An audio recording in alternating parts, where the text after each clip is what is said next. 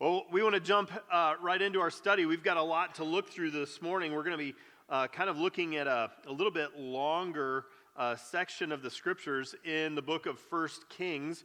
I've been walking through 1 Kings 17, 18, 19, and we're going to be back there again this morning. We've been talking about just the seasons of obedience as they kind of play out in our walk with the Lord.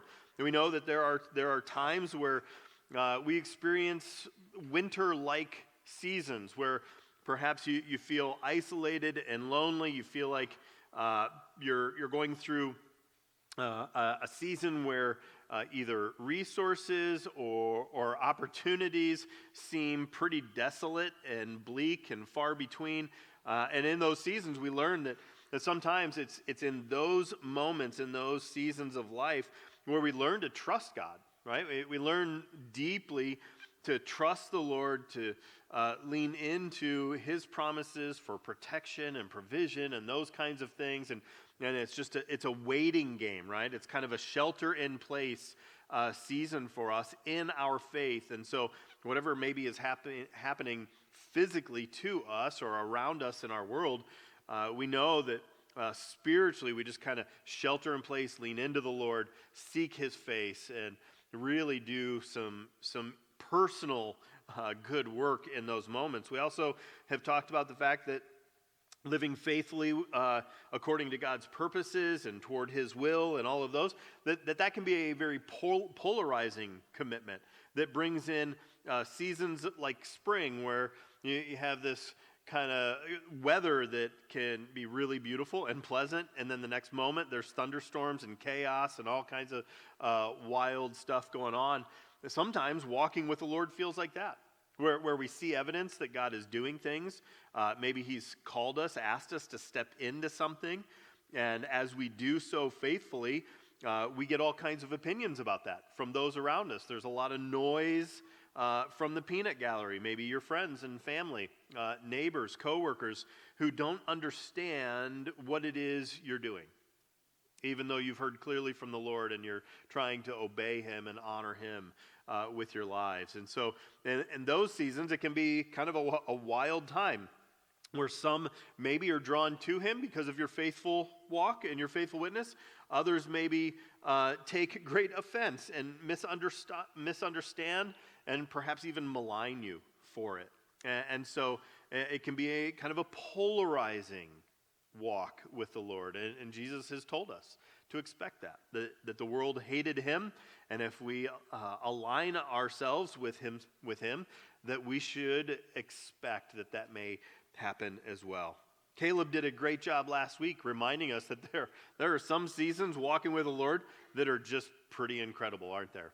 He did such a great job last week. Aren't you grateful for him and just the commitment he has to studying the scriptures and bringing them to life for us? But Caleb reminded us last week that sometimes God is just doing God-sized things, and He is gracious enough and kind enough to invite us into those moments every once in a while, and we just get to see Him work. And the challenge sometimes for us is to remember that it is His work, and we are there as a faithful servant to represent Him, to identify what He's doing in our lives, and to point people His direction so that He gets the credit, He gets the glory, and they receive the true full benefit of coming to the Lord and recognizing Him for who He is. Today we're going to kind of wrap up the series. Today and next week we're going to spend some time in extended worship and communion together. I'm really looking forward to it coming out of Thanksgiving week. But this morning we're going to kind of wrap up these seasons of obedience. And the Lord does something every once in a while where He gives me like real-time experiences that go with kind of the message and where we're headed. And I'm always grateful for the anecdotes and the stories because people are typically interested in when Josh has, wild things happen. But I don't always enjoy them in the moment. And this last weekend, when because Caleb had taken the message, I was able to get away. I went up and stayed with my in-laws. My mother-in-law just recently had a surgery, and so she's kind of one-legged and hobbling around a little bit. And Sarah's dad's trying his best to keep up and take care of her, but he's also a retired farmer, so there's never a shortage of projects to do around the house. And so I went up for a couple days and spent some time with them, and thought, hey, it's hunting season, so I took my bow, I took my gun, and I thought I'm gonna go out early and spend some time in the woods. And I had this experience where the very last day of bow season, I left the barn at 5:15 in the morning. I came back at about 6:30 that night, and I just stayed in the woods all day. And it was the most wonderful day. I saw lots and lots of deer, nothing within range that I was going to take a shot at, but I saw lots of activity. It was a beautiful day. The skies were just that rich fall blue color. The temperatures were pleasant. I spent some time sitting in the stand. At one point, I just walked into the woods and sat on the ground next to a dead tree that had fallen years ago. I took probably the most incredible nap of a decade. At one point, I'm like, I'm not seeing deer. And the Lord and I have had some good conversations. I just laid down and just slept in the middle of the woods, and it was pretty incredible. I walked through the 5 pieces of solitude that we all worked through together in church a few weeks ago. I did that for like well over an hour, just kind of resting in the Lord and laying things down and having some conversation with Him. It was an unbelievable day. It was one of the best days I've had in years. And the next morning was gun season, and I thought, okay, all those deer that I would have shot yesterday, I will see again today. And now I have a shotgun, so I have an extra, 40 yards to play with. We're going to have a good day. And I went out again nice and early. I hunted all day, and I saw almost nothing. Yeah, it was super windy. The day was okay. Like, it wasn't cold, but it wasn't a really beautiful day. I didn't see any deer. I found myself annoyed that I wasn't seeing deer. I found myself bothered. And then as I stewed on it, I just kind of downward spiral, right, throughout the day. I was mad that the farmers hadn't cut their corn in time. I was mad that my father-in-law had allowed some other people to hunt on the property that he has owned and worked for his entire life and has full right to do what he wants with it. I was mad that he gave them permission to hunt weeks ago, and certainly that's the reason they scared off all the deer. I was mad at the weather, so apparently that was the Lord's fault. I was mad at Alex Melchef. Do you know Alex? Yeah, Alex is a 12-year-old kid or 13-year-old kid who goes to church here. He shot a couple big deer already, so I was mad at him. He had nothing to do with my hunting day, but I was pretty sure that he was my nemesis in the moment. I was mad at people for no reason whatsoever. So dumb. The day before was one of the best days I've had in years. And then I just had a full-on adult meltdown in the woods. I came in that night, I'm like, I'm not doing this anymore. I'm going to give all my hunting gear away. I don't need to go sit in the woods to have a bad attitude. I can do that in the living room, right? I'm like, what is happening? And then I studied 1 Kings, chapters 18 and 19, and I'm like, oh, wow, I'm not the only one.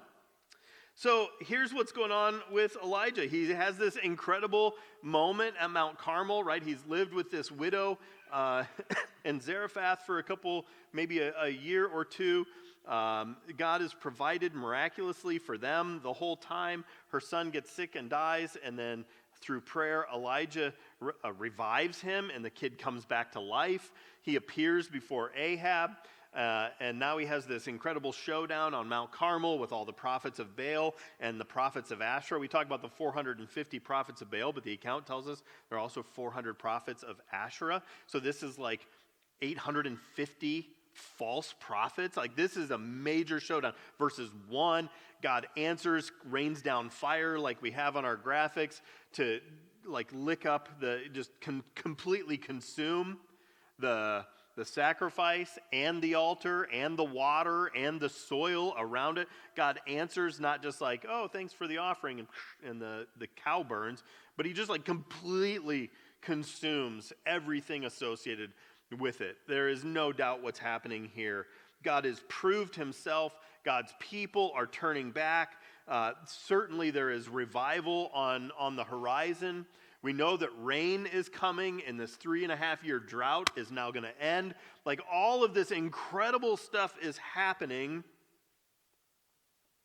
Elijah's prayer in chapter 18 was, Lord, the God of Abraham, Isaac, and Israel, let it be known today that you are the God in Israel, that I'm your servant. I've done all these things that you've at your command. Answer me, Lord, answer me, so these people will know that you, Lord, are God, and that you are turning their hearts back to him. Powerful prayer. Elijah knows that God is directing him his steps. Elijah can feel the spiritual turning of people as God answers and they begin to cry out, certainly the Lord is God. Rain is on its way. Drought is over. This is a good day. Chapter 19, verse 1. Now Ahab told Jezebel, even the king goes running home to tell his wife, everything Elijah had done and how he had killed all the prophets with a sword. So Jezebel, who wasn't at this incredible display of God's power, Jezebel sent a messenger to Elijah to say, may the gods deal ever so harshly with me, or may the gods deal with me, be it ever so severely, if by this time tomorrow I do not make your life like one of them. If I'm Elijah after the day that I've had at Mount Carmel, walking into that, I'm like, yeah, bring it on, Jezebel. Let's do this. I just slaughtered your 450 false prophets. Bring your army. We'll mow them down too, right? Like, I would feel like David facing Goliath in that moment. I can imagine that Elijah is just pumped, but that's not what happens. Elijah, verse 3, was afraid, and he ran for his life. What just happened? After the intensity, the obvious display of God's power and might, the turning of the heart, like, all of this is good stuff. And Jezebel threatens Elijah's life from her palace, and Elijah is afraid and runs for his life. When he came to Beersheba in Judah, remember, Elijah is in Israel, the northern of the two kingdoms of Israel. He runs to Beersheba, which is now another country. He leaves the country. He flees to Beersheba. When he came to Beersheba in Judah, he left his servant there while he himself went a day's journey into the wilderness. He came to a broom bush, sat down under it, and prayed that he might die. You know, he could have come to that end where he was in Mount Carmel. Jezebel was ready to do just that. But he runs for his life. He flees to the southern kingdom of Judah. He sends his servant away, and then he sits down and he sulks and he pouts before God and prays that he might die. And he says, I've had enough, Lord. Take my life. I'm no better than my ancestors. Then he lay down under the bush and he fell asleep. What in the world is going on here? I'll tell you what's going on. For 3 years, Elijah has been faithful. He's appeared before Ahab when God tells him to, this wicked, murderous king. And when God says, go present yourself, Elijah's like, okay, here we go again, right? And he presents himself. He speaks directly and boldly the word of the Lord.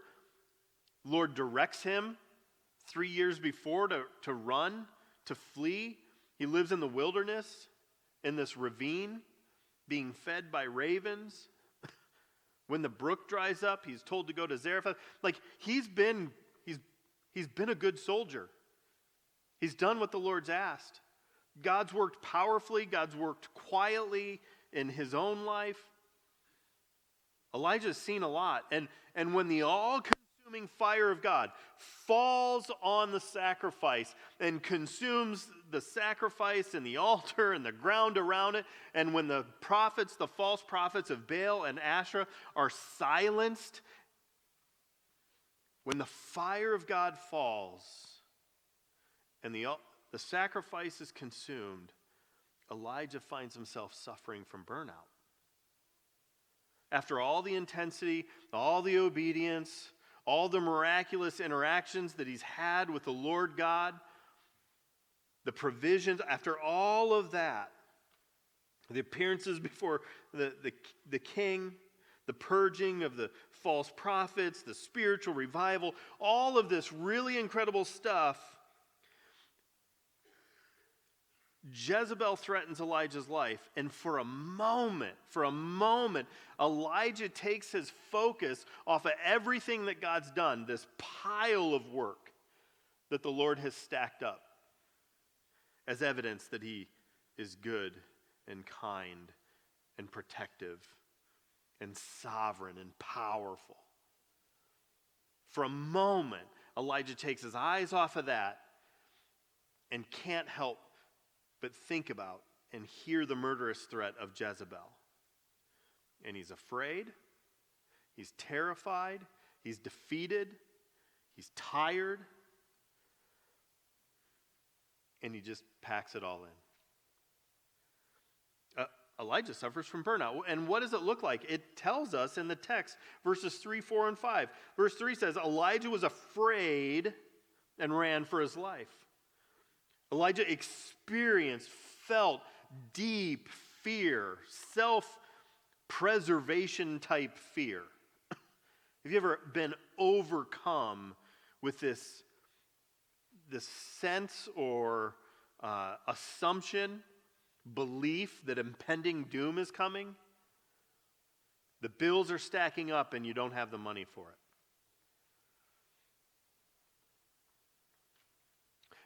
The relationship has been eroding and falling apart, and it's coming to a place where you know it's going to come to head, and it's going to get ugly and nasty and difficult. And you're just terrified of what tomorrow looks like. It's been getting more and more uncomfortable at your job, and you don't know how much longer you can walk into that space. You know it's coming, and you can't stop it. You felt the fear that Elijah perhaps was feeling in this moment. Verse 3 goes on to say, when he came to Beersheba in Judah, he left his servant there while he went himself a day's journey into the wilderness. That Elijah isolated himself. He had support. He had a friend, and he gets to Beersheba, and he's like, you stay here. I don't know why Elijah did that. I don't know whether he was fearing for his servant's safety. I don't know whether he distrusted his servant, that somehow his servant may reveal his location. I don't know why Elijah abandoned his faithful helper, his servant, but he leaves his servant in Beersheba, and Elijah goes on and isolates himself. And sometimes we do that too, when life begins to stack up. When we don't know where to turn, when we don't have the answers, either out of shame or guilt or embarrassment or distrust, cynicism. Sometimes on top of our fear, we begin pushing everybody away from us. When our spouse shows interest and sees something brewing and happening inside us, and they continue to reach out, like, what's going on? Let me help you. It's fine. It's okay. I don't want to talk about it because it brings up difficult feelings, unpleasant feelings. I don't want to burden you with the stress that I feel. We begin to push people away who are there to help, there to care for, there to assist, there to help carry the load. And we begin to isolate ourselves on top, or maybe even because of the fear we're experiencing. Verse 4, he came to a broom bush, sat down under it, and he prayed that he might die. He says to the Lord, I've had enough. Just take my life. This sense of resignation where I'm just done. I don't care. You come to a place where I have no emotional energy to give to this, or maybe to anything. I'm at the end of my rope. I don't want to get up in the morning. I walk into my office and I just see the pile, and there's so many things to tackle and to be responsible for, and to sort through and to figure out. It's so overwhelming. I can't see the forest through the trees, and I just sit there staring at my computer. 8 hours later, I go home, having accomplished little to nothing. You just start to give up. Fear, isolation, resignation.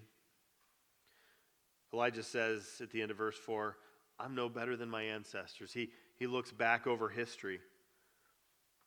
He looks at places where others have failed or fallen short, and instead of looking at the victories and looking at God's faithfulness and being encouraged by what God continues to do through his people, he looks at stories of failure where people were disobedient, where they walked away from the Lord, where they failed in life, and it's like, I'm no better than any of them. I thought God and I had a good thing going here. I'm just like the rest of them. I'm just another guy. Feel guilt or shame, embarrassment. Felt a sense of uselessness in this moment. And verse 5 might be the most telling. Then he lay down under the bush, fell asleep. He's exhausted. The emotional toll that the last several years have taken on him are overwhelming. He's so tired. We all feel fearful at one time or another. We all experience fatigue. There are some days where we get up and walk in thinking, I don't have a whole lot to offer today. Right? Those things happen, but when they all begin to stack up, and when they become paralyzing for you, you might be in a season like Elijah where you're just spent. This is what we call burnout. Elijah went from being this confident, assertive, direct, effective servant of the Lord, right? Surely I will present myself to Ahab today. And then when Ahab says, oh, troubler of Israel, I'm not the one who caused him trouble here. He was bold and direct with the one person who had the authority to take his head in that moment. He's like, I didn't cause trouble, Elijah said. Ahab, you're the problem in this situation. Obviously, he's confident. At Mount Carmel, he's taunting the prophets of Baal. Maybe he's asleep. Maybe he's on a trip. Maybe he's pooping. He's just bringing it. I love that story. I played a lot of sports. I'm like, go Elijah. He was confident and he's bold, and the next day he's running for his life. If you're feeling these same feelings, I'd encourage you to ask yourself some important questions. Have you, like Elijah turned your attention away from your mission and your purpose? Have you been distracted by the tasks, forgetting that the Lord has placed you exactly where you are? That you're on mission in your family, you're on mission in your neighborhood, you're on mission in your workspace. What's your motivation? What's driving you each day? If it's anything other than God's glory, those things will lose their luster at some point. Chapter 18, verses 36 and 37, at the time of the sacrifice, the prophet Elijah stepped forward and prayed, Lord, the God of Abraham, Isaac, and Israel, let it be known today that you are the God in Israel, that I am your servant. I've done all these things at your command. Answer me, Lord, answer me, so that these people will know that you, Lord, are God, that you are turning their hearts back. This is your show, God. This is your creation, your display, your glory, your purposes. I'm just a pawn in your game, and I am happy to be in that role.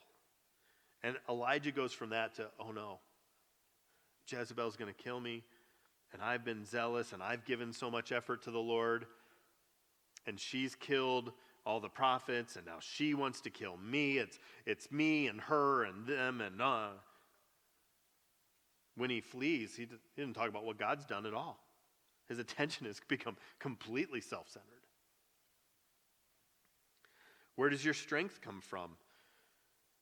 Elijah didn't run a half marathon faster than a horse on his own strength. Like, we all know that's God. Everything he had experienced was directly from the hand of God. The daily bread that was provided to he and the widow, the dead boy back to life, the fire from heaven, the world record half marathon stands to this day. All of that is the Lord's work. But in the moment, Elijah kind of forgets that God doesn't grow weary. God doesn't get tired of doing God-sized things. And if he has a task for you this afternoon or tomorrow morning, and he's called you to it, he certainly can show up and get you through whatever it is he's called you to. What's your motivation? Where's your strength come from? Where do you focus your attention? Day one hunting last week. God's creation was beautiful and comforting. Time with the Lord, just listening for him and turning my attention and worshiping him in the stillness of the woods. All of it was God-centric and God-focused. And then on opening day, I didn't get my deer on my time to fill my freezer and show off my trophy. Wow. It was the exact same thing. My attention turned to me. So what's God's response to Elijah? Elijah's being kind of a selfish brat, right? He's kind of being a wuss. Like, everything Elijah is it's not attractive at all in any way, shape, or form. And so I think God has full right to say, Elijah, suck it up and get back to work. But that's not what God does.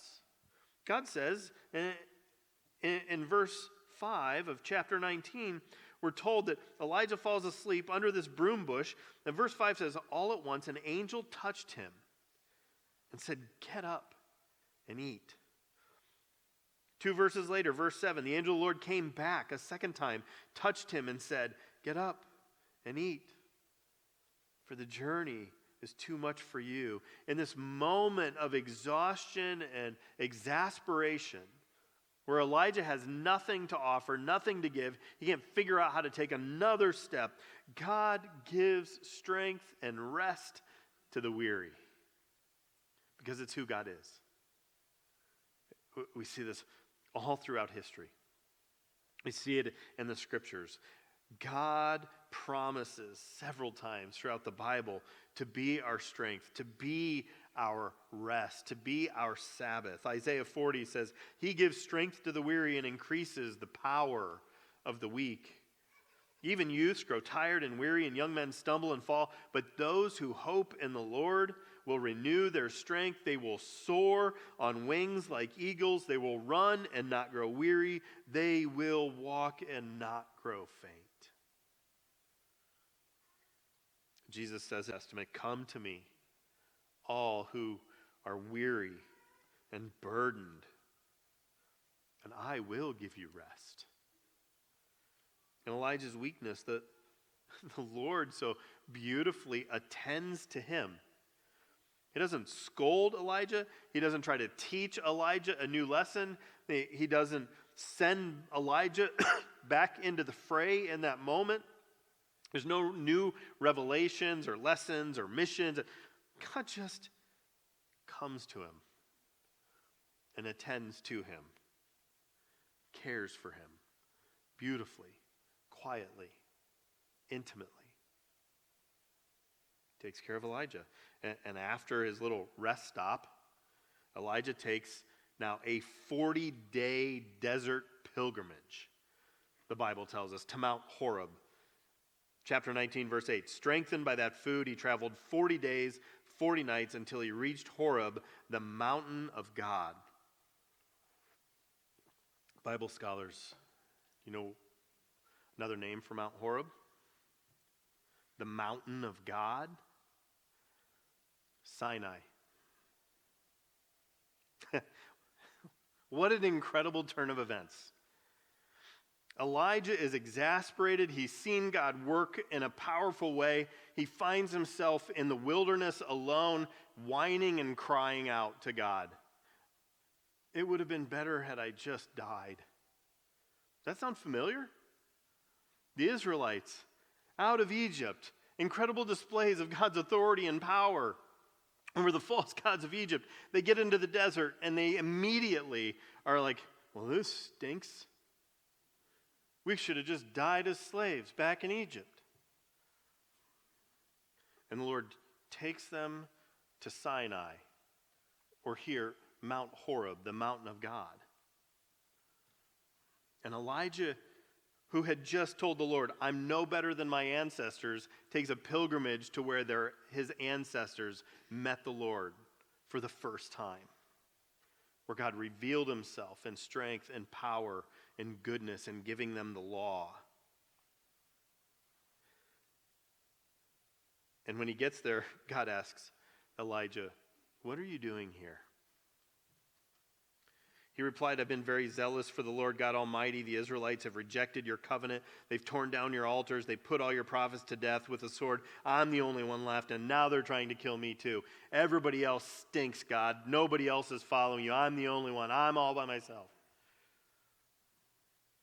I don't know, but I remember Mount Carmel differently from just a few verses before. When all the people saw this, chapter 18, verses 39 to 40, they fell prostrate and cried, the Lord is God. The Lord is God. Then Elijah commanded them, seize the prophets of Baal. Don't let them get away.